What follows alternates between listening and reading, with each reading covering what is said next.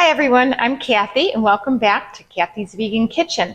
I hope you're enjoying the recipes. Please subscribe to my channel so you can see more recipes and don't forget to comment. Today we're making a fall favorite. It's a one-pot Hungarian goulash and it's vegan. So it's not really like a typical Hungarian goulash. It's more of like an American goulash. It's kind of based on my grandma's recipe that she used to make. So we're going to begin with 3 cloves of garlic that I minced, and we're going to put those in the pan on medium heat. And we're going to add to that 2 yellow onions that are diced. And as you can hear them going in there and cooking. And we're going to stir those around a little bit until those onions become a little translucent.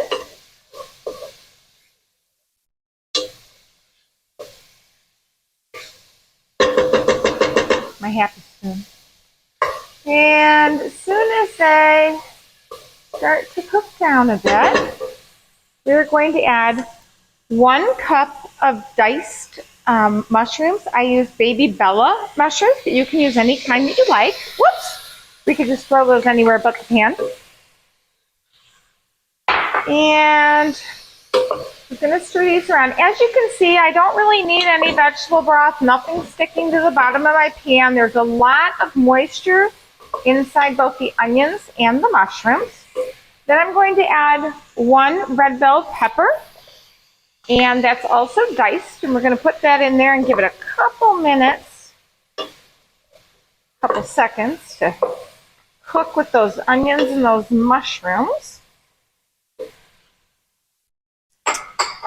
And then you can either use canned and drained lentils. These need to be cooked before you put them in the pot. I like the ones from Trader Joe's. They're sealed in a container in the produce section in a bag, and they're great. They're oil-free, they're fabulous, they're already made. Or you can make your own lentils. You just need to make sure that they're rinsed and cooked. We're going to put 2 cups of lentils in here. And I also have an alternative using alternative meat if you want to. You could use like Boca crumbles or some Gardein crumbles. We're using lentils because I prefer the lentils. Then we're going to add 1 tablespoon of Hungarian paprika. Hungarian paprika is different than smoked paprika.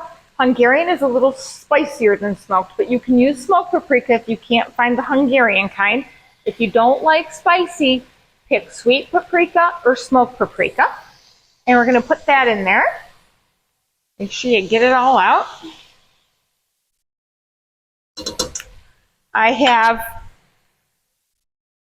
3 tablespoons of soy sauce. I use the low sodium kind. 1 tablespoon of vegan Worcestershire sauce. And I like the Wizard brand, or there's one called Annie's that I like also.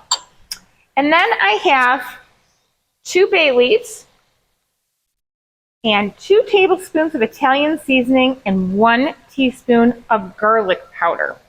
I'm going to put all those in there. Then you need 1 can of fire roasted diced tomatoes. Those go in there.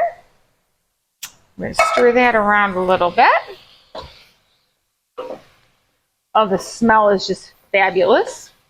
Then 1 28-ounce can of tomato sauce.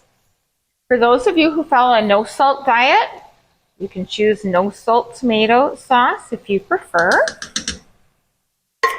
And I have a tablespoon of thyme, and then I have 3 cups of vegetable broth, and I use the low sodium kind.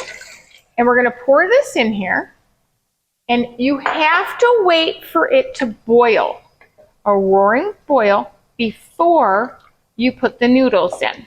Now, a lot of people say, well, goulash doesn't have noodles. Well, my grandma's did, so it means it has noodles. So we're going to bring this to a boil. And then as soon as it starts to boil, we're going to add 3 cups, 2.5 cups, sorry, of noodles. And I picked whole grain macaroni noodles. It doesn't really matter what kind of noodles you pick. Makes no difference whatsoever. But you want 2.5 cups. And we're just going to wait until that boils. As you can see, the mixture is boiling. Now, usually when I make this recipe, I use larger noodles. These noodles only take 7 to 10 minutes to cook. So I have to adjust the time, and it says that on the recipe to adjust the time. So whatever your noodles indicate how long you have to cook them, that's how long you cook the rest of the recipe. So I'm going to pour my noodles in. You don't cook the noodles first.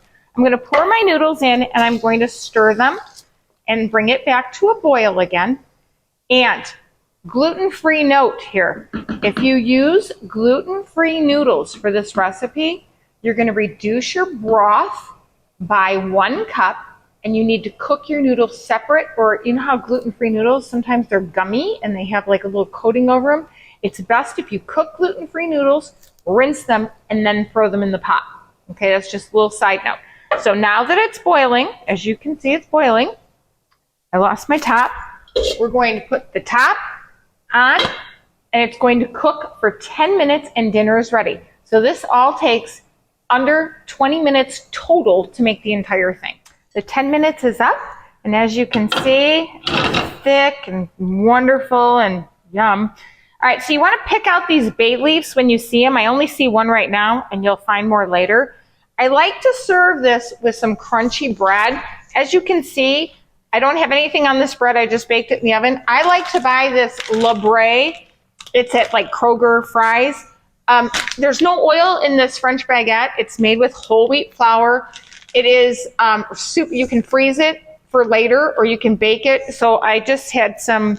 Paul likes to take it and drag it through the bottom of the bowl after he's done eating it, and the bread really goes well with this. So what you're going to do to serve it is you're going to take a nice generous helping and stick it in the bowl. And I'm going to add a little bit of parsley to the top.